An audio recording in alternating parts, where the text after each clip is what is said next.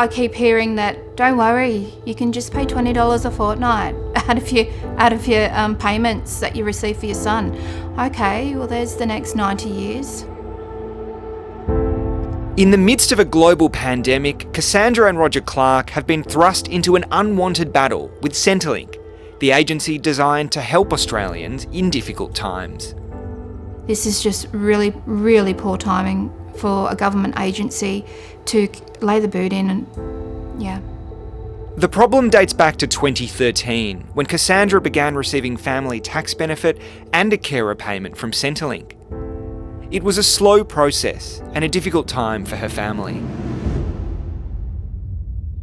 We were applying for that payment because we do have a special needs son. I would say it was quite confusing and frustrating at an already really stressful time.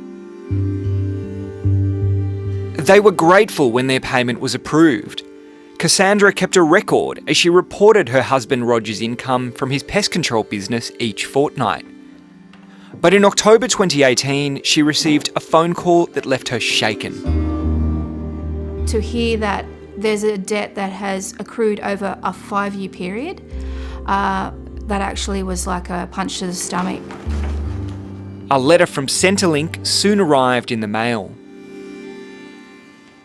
I had to squint a few times and double check and put my head between my knees, take a few deep breaths, have a look again, and it was in excess of $26,000. Well, it was hard to watch, it was hard to see. Centrelink claimed Cassandra owed a $26,000 debt because she had reported her husband's income for the purposes of the family tax benefit, but not separately for the carer's payment. So that in itself was a big surprise to me, that there was 2 separate reporting entities.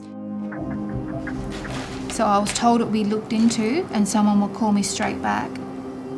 Cassandra was determined to fight the debt. She launched a case in the Administrative Appeals Tribunal. She believes she did everything she was told to declare her husband's income. We've always been upfront and honest, sometimes to our detriment as well. Just before Christmas last year, the tribunal ruled in her favour. It found the error was entirely Centrelink's fault due to the confusing notices it had sent her. It was like an elephant got off my chest and walked off for the first time. But her relief was short-lived.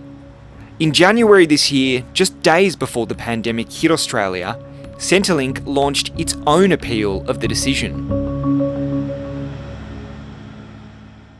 So I was back to being devastated again.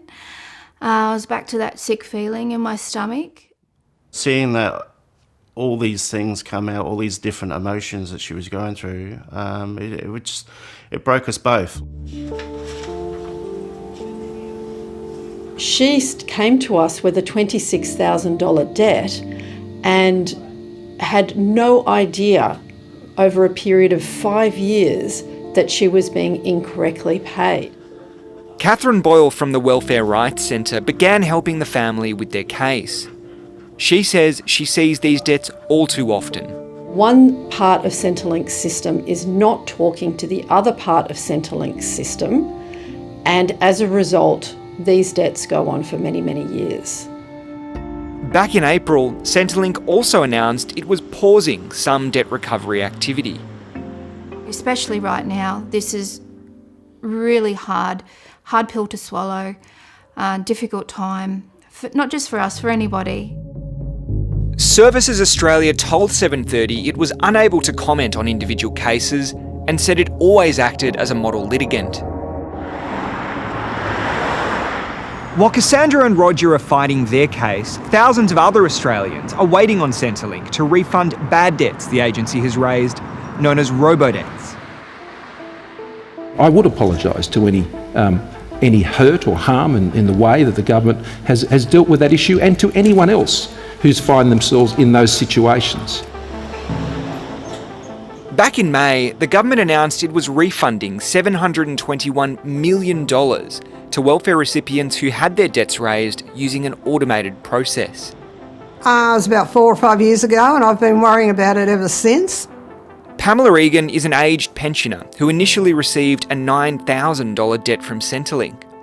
Shortly after 730 first contacted the department about her case last year, it was reduced to $4,500. She paid that back, but then another $450 debt was raised. I am constantly awake at night, I'm constantly worried. She's part of a class action against the government, but isn't sure whether she's eligible for a refund. As far as I'm concerned, the Centrelink staff are terrific. It's just the way this was all raised. Services Australia told 730 it was working hard to refund eligible customers and that it had now refunded or zeroed 82% of eligible Robodebts, amounting to $618 million. Now, we don't know what's happening. We don't know if we've got $26,000 staring us down the barrel either. Someone needs to make it a little bit easier, a little bit more user-friendly for everybody.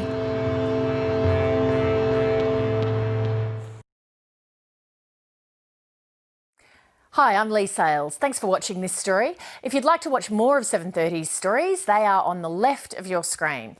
And tap on the button below to subscribe and get the latest from ABC News.